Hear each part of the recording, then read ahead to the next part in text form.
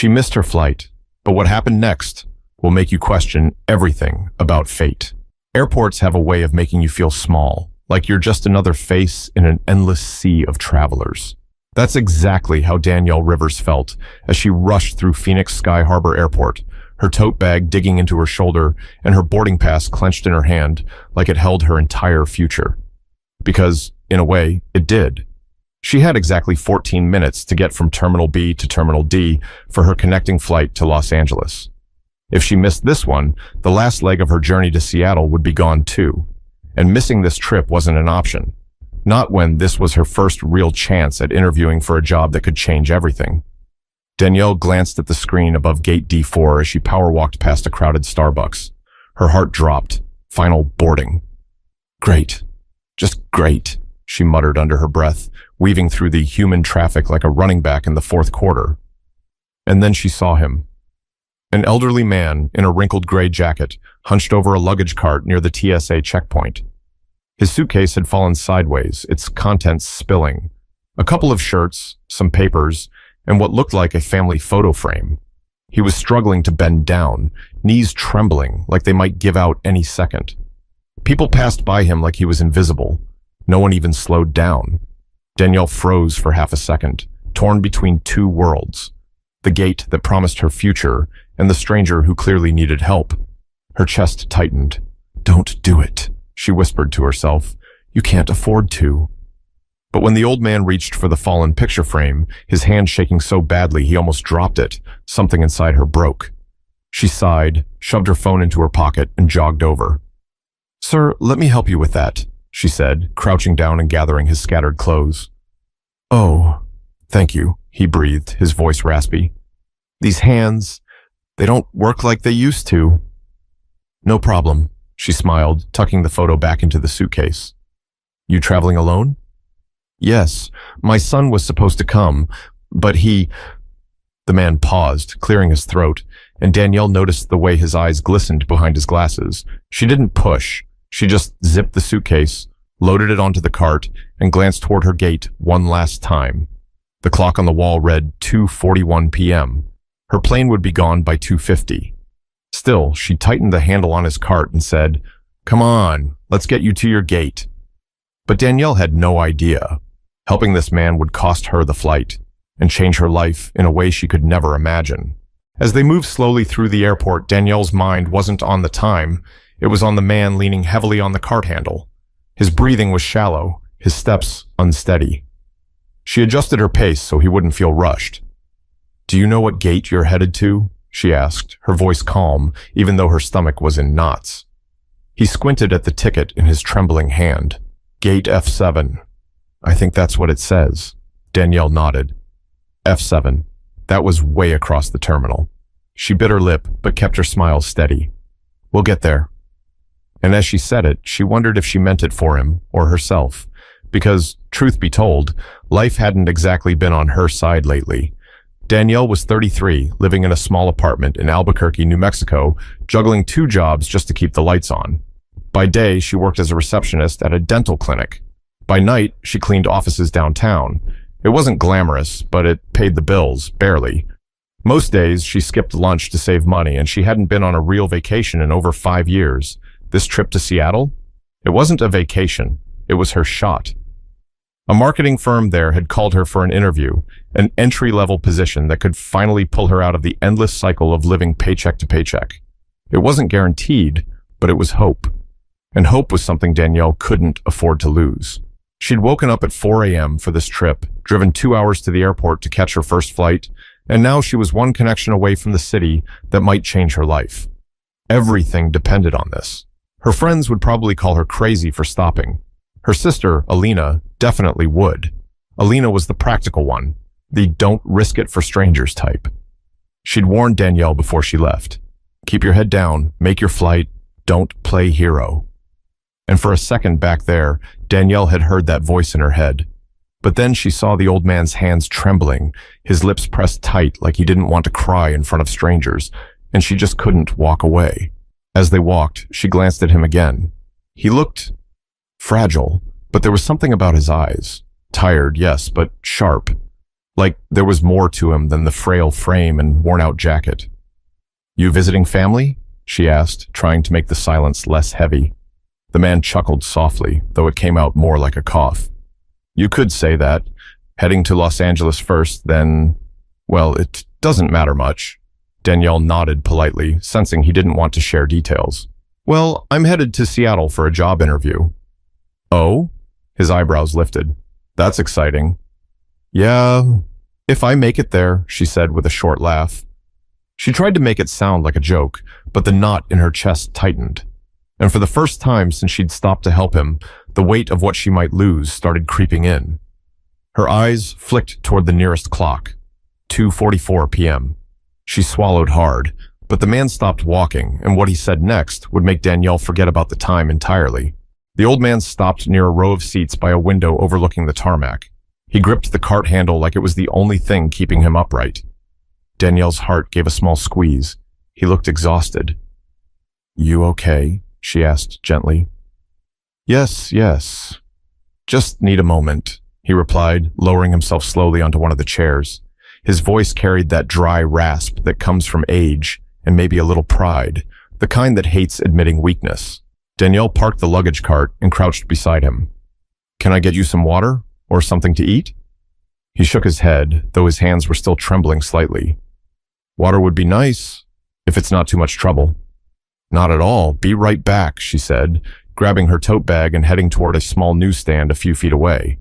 As she stood in line for a bottle of water, her eyes darted to the clock overhead, 2:46 p.m. Her gate wasn't even in this terminal. A pang of anxiety hit her stomach hard. She could still make it, maybe, but she'd have to sprint like her life depended on it. And right now, this felt like a different kind of life or death situation. When she returned, he was staring out the window at a plane taxiing slowly across the runway. She handed him the bottle, and he accepted it with a faint smile. "Thank you. What's your name, young lady?" "Danielle," she said, sitting on the edge of the seat next to him. "And you?" "Walter," he said simply, twisting the cap off the bottle. His fingers fumbled for a second before he managed to get it open. "Walter Kensington." Danielle smiled. "Nice to meet you, Walter." "Likewise, and thank you for stopping. Most people just walked right past." Danielle shrugged lightly. "Well, most people aren't me." He chuckled at that, a soft, warm sound. "And that's a good thing." There was something in the way he said it, like he was studying her, really seeing her. Danielle suddenly felt a little self-conscious, brushing a strand of hair behind her ear. "You traveling alone?" she asked, more to break the silence than anything else. "Yes, my son was supposed to meet me, but plans change." He gave a little sigh. "Seems like plans always change." Danielle nodded slowly, unsure what to say. She glanced at the time again, 2:48 p.m. Her throat tightened. "I need to go." But then Walter leaned forward, gripping the cart handle, and for a second it looked like he might fall. Danielle instinctively reached out, steadying him by the elbow. "You sure you're okay?" she asked, her voice firm now. Yes, he said, regaining his balance. "Just these old legs. They don't cooperate anymore." Danielle exhaled slowly. She couldn't leave him like this, not when he could barely stand on his own. "Come on," she said, looping her arm through his. "Let's get you to that gate." He looked at her for a moment, something unreadable flickering in his eyes. Then he nodded. "You're very kind, Danielle." "Don't mention it," she said with a small smile. They started moving again, Walter leaning on her arm as much as the cart. The walk was slow, painfully slow for someone who had less than 2 minutes to make her own flight. Every step felt like time slipping away. Danielle's heart pounded. She glanced at her phone, 2:49 p.m. Her plane was boarding, and she was halfway across the wrong terminal. They finally reached the sign pointing toward gate F7. Danielle's stomach sank. It was still a good 5-minute walk away. For him, maybe 10. Her chest tightened like a vice. "Walter, can I grab an airport assistant for you? They have wheelchairs. They can get you there faster." He shook his head firmly. No, just a little more. I can do this." Danielle hesitated, torn apart inside, but she couldn't force him, so she kept walking with him, her legs screaming to run the other way. By the time they turned the corner and saw F7 in the distance, the screen above the counter read, "Boarding closed." Walter looked up at her with a faint smile. "Thank you, Danielle." for staying with me. Her phone buzzed. She glanced down. A notification from the airline app. Your flight to Los Angeles has departed. Danielle swallowed hard. Her chest felt hollow. This was it. She'd blown her shot. But before she could say a word, a gate agent stepped forward and greeted Walter like he was royalty. Mr. Kensington, we've been waiting for you. Everything is ready.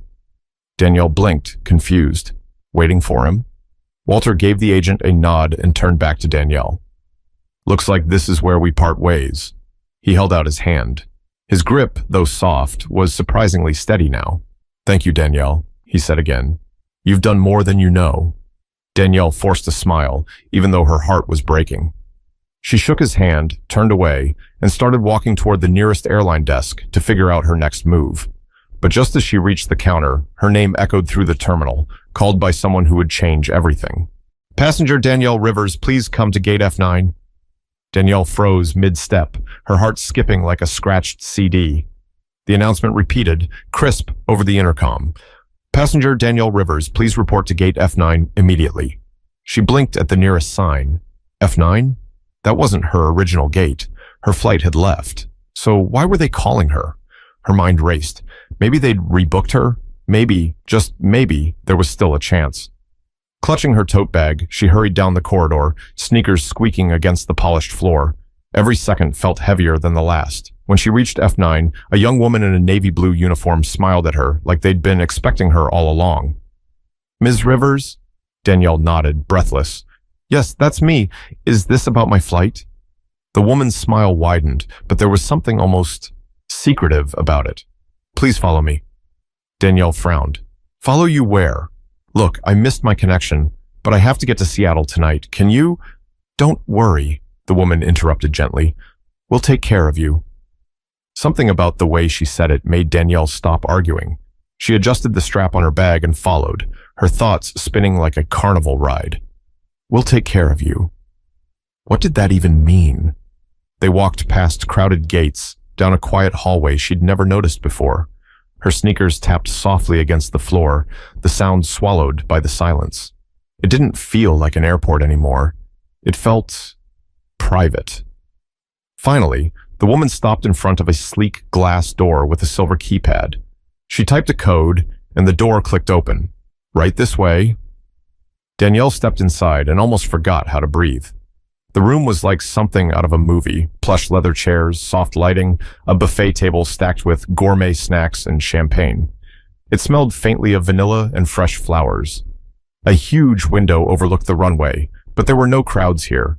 Just a quiet, luxurious calm that made Danielle feel like she'd walked into another world. I think you have the wrong person, she whispered, clutching her bag tighter. I can't afford this. The woman smiled again. You're exactly where you're supposed to be. Have a seat. Someone will be right with you. Danielle opened her mouth to protest, but then she saw him. Walter.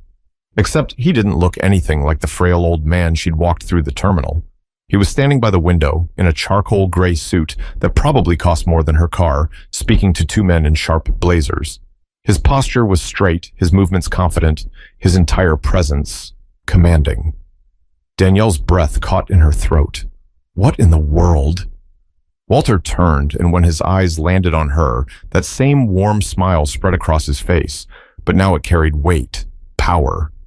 Danielle, he said, walking toward her with a steadiness that made her wonder if his earlier weakness had been real at all. She stood frozen as he reached her and extended his hand. Thank you for waiting. I was hoping we'd have a chance to talk. Danielle blinked, trying to process what was happening. I don't understand. What is this place? Why am I here? Walter's smile deepened. This is one of our private lounges. Our? She repeated slowly. Yes, he said, his voice calm but carrying an authority that settled into the room like gravity. You see, Danielle, I own this airline. Her jaw dropped. She stared at him, the words slamming into her like a freight train. You... what? I'm Walter Kensington, he said matter-of-factly, founder and CEO of Kensington Air. Danielle couldn't move, couldn't think. The man she'd just helped pick up scattered shirts from the floor, the one who could barely twist a bottle cap, owned the airline? She sank into the nearest chair before her knees gave out. Her heart was racing so fast she thought it might burst through her ribs. Why am I here? She finally whispered. Walter sat across from her, folding his hands calmly on the table between them. Because, Danielle, he said softly, people like you are rare. You gave up something important to help someone you didn't even know. And I don't forget people like that. Danielle's throat went dry. She opened her mouth, but no words came. And then Walter leaned in, his next words making her wonder if she'd just stepped into a story too good to be true. Danielle sat frozen in that leather chair, the taste of shock thick in her throat. The hum of the lounge's air conditioning faded beneath the pounding of her heartbeat.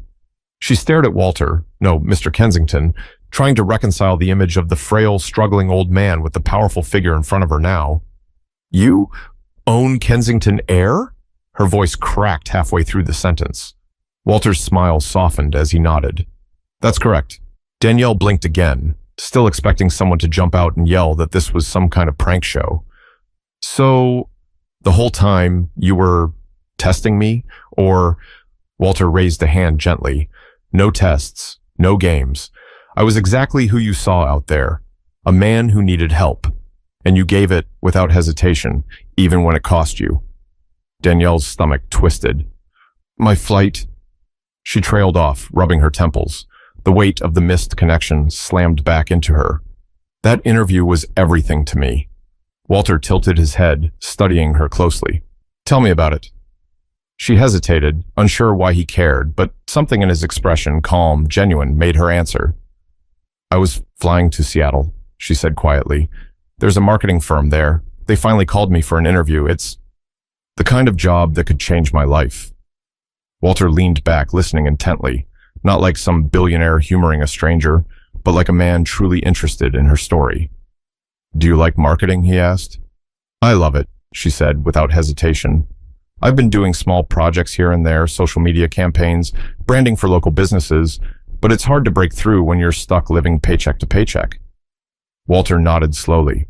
And you gave that chance up for me. Danielle bit her lip. I didn't think of it like that. You needed help. It just felt like the right thing to do. Walter's eyes softened. That says a lot about you, Danielle. More than you know.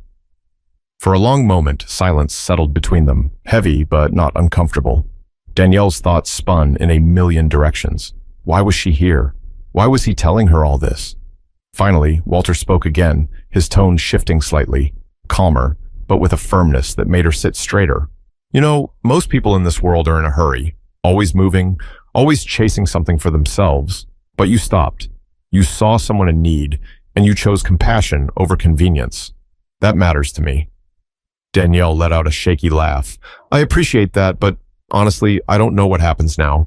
I can't afford to book another flight. And my interview... Her voice cracked, and she quickly looked down, embarrassed by the sting of tears in her eyes.